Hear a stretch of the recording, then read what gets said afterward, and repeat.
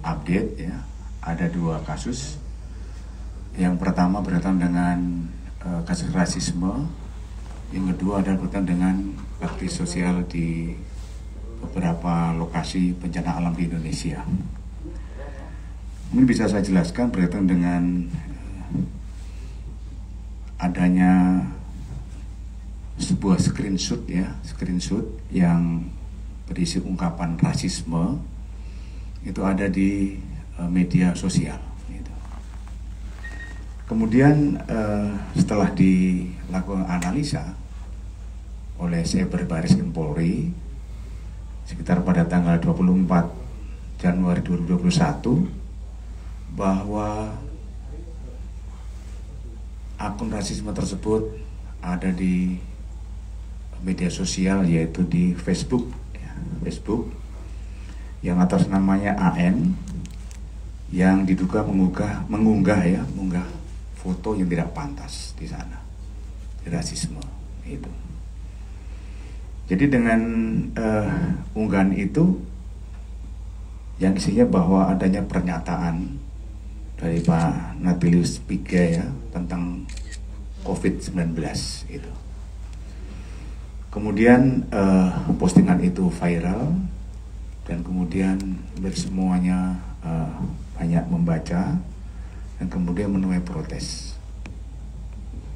Ya tentunya dari pihak kepolisian tidak tinggal diam. Artinya kita sudah bisa memprediksi dengan adanya postingan itu, dan kita sudah melakukan analisis ya yang dilakukan oleh Cyber Bareskrim. Dan tentunya juga dengan adanya laporan itu, artinya itu unggahan screenshot di media sosial, akhirnya dari Polda Papua itu menerima laporan berkaitan dengan adanya yang diduga rasisme itu. Yang pertama dari Polres Papua Barat ini ada laporan yang dilaporkan ke Polda Papua Barat. Itu ya, yang pertama itu atas nama Pak Sitanggang ini pelapornya, dan yang kedua adalah laporan polisi juga di Papua Barat, laporan Pak Thomas Baru. Ini ada dua, jadi ada dua LP. Itu dua LP. Ya tentunya dengan analisis yang dilakukan oleh Cyber Bareskrim Polri, maka Bareskrim Polri sudah menghubungi Polda Papua Barat ya dan Polda Papua untuk melimpahkan laporan polisi tersebut ke Bareskrim Polri. Itu. Kenapa dilimpahkan? Ya diduga dari analisis dari cyber itu adalah yang melakukan ada di Jakarta. Gitu. Makanya untuk LP-nya dilimpahkan ke Bareskrim Polri itu. Kemudian berkaitan dengan laporan tersebut, tentunya dari cyber nanti akan melakukan penyelidikan terlebih dahulu ya, penyelidikan berkaitan dengan adanya laporan polisi itu. Ya tentunya nanti dari cyber akan memanggil atau meminta klarifikasi sesuai dengan SOP yang ada.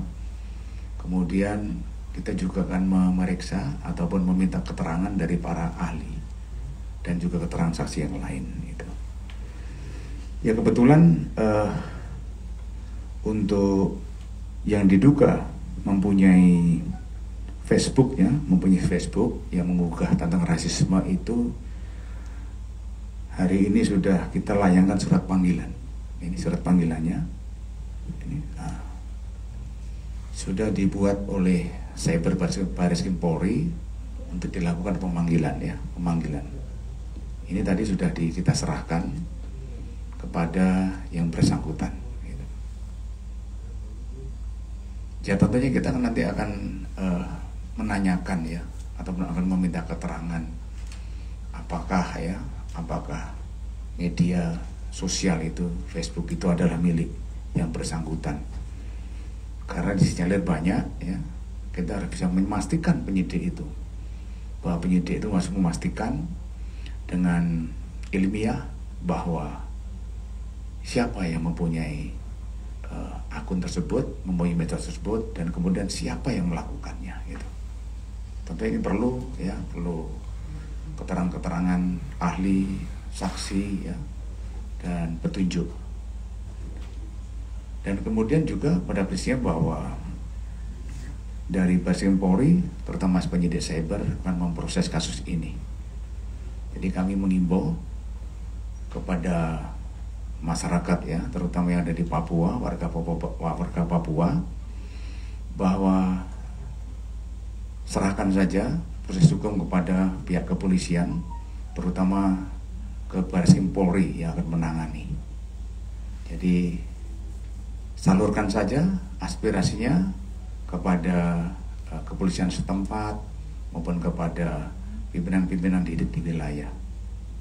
Jangan membuat sesuatu yang nanti akan melanggar pidana, itu ya, pidana.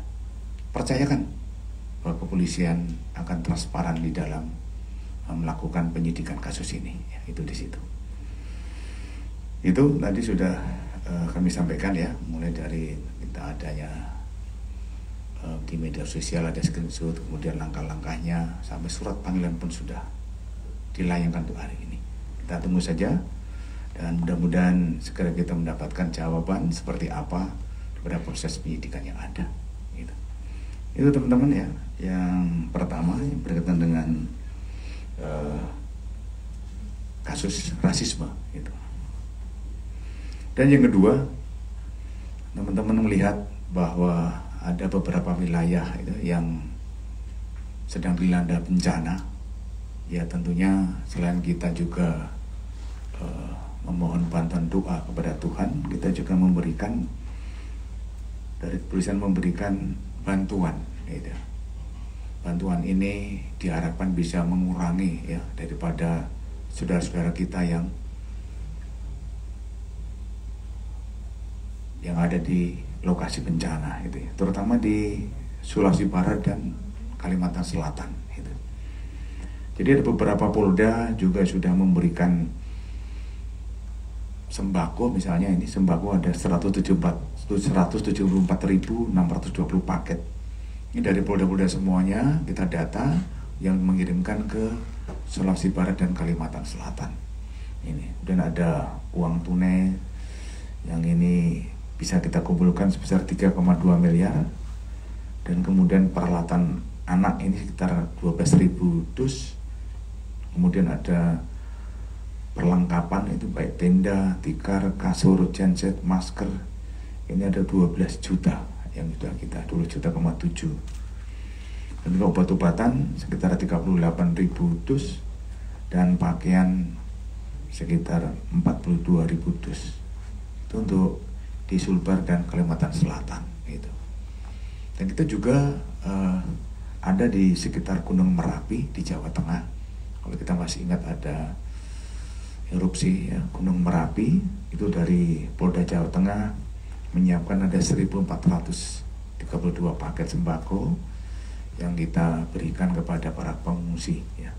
Dan ada di NTT juga ada, oleh Polda NTT juga sudah memberikan sekitar sembako 1.250 paket.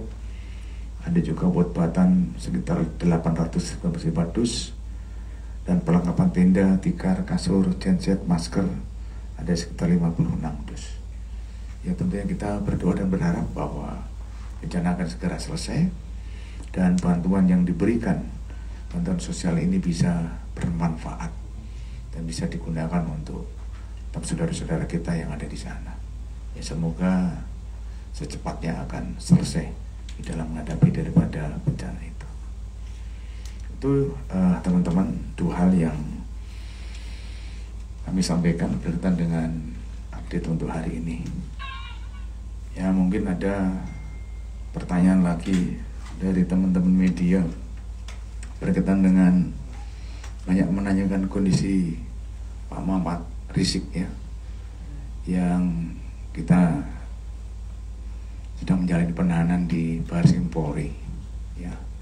sejak tanggal 14 Januari sudah dilimpahkan dari Polda Metro Jaya ke Baris Krim Polri. Jadi kondisinya baik, sehat ya.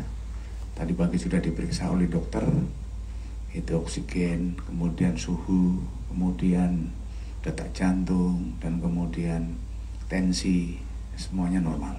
Ini tadi udah diperiksa, nah ini fotonya, ya. Ini.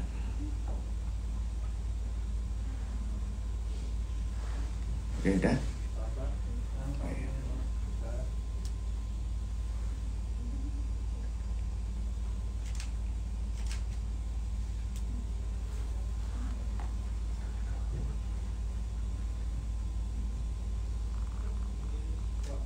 Nah ya, oke. Baik teman-teman, itu yang bisa saya sampaikan berkaitan dengan sore hari ini. Nanti kalau ada hal yang lain silakan nanti ke Karopenmas. Terima kasih. Saya kira dengan wassalamualaikum warahmatullahi wabarakatuh.